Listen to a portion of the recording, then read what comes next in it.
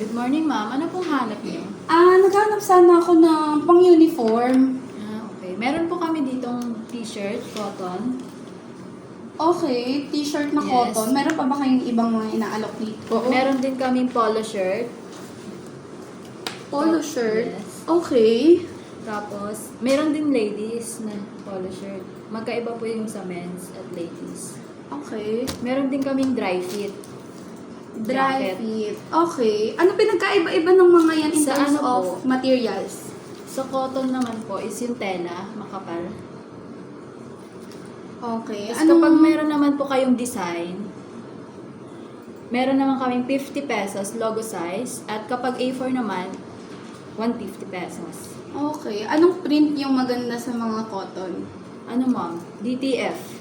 DTF? Yes. Pero meron pa kayong inaalok na mga print? Meron po yung vinyl. Tapos,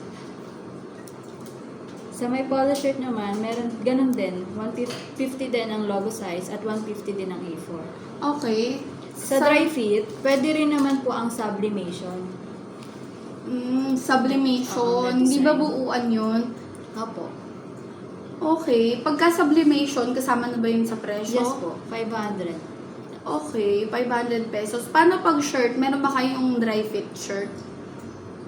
Yes ma'am, meron available hanggang polo shirt. 3XL, small to 3XL. Okay. Kapag ka dry fit, sublimation lang ba yung available na print? O meron pa kayong... Meron pa po yung polyester na na tela.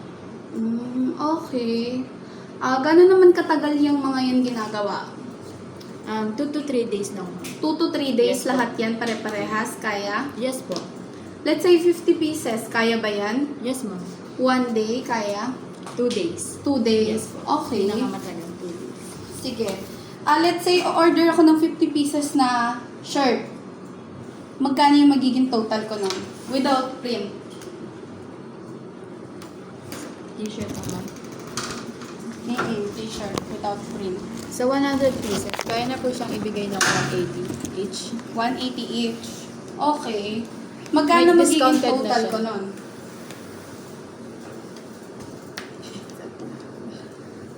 Okay. Let's say, nasa 15,000 yung presyo ko.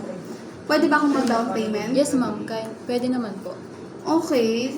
Sige. May discount pa ako. Paano kung 14,000 na lang yung presyo? Pwede ba akong mag-down payment? Yes ma'am. Okay. Sige. Okay na ako doon.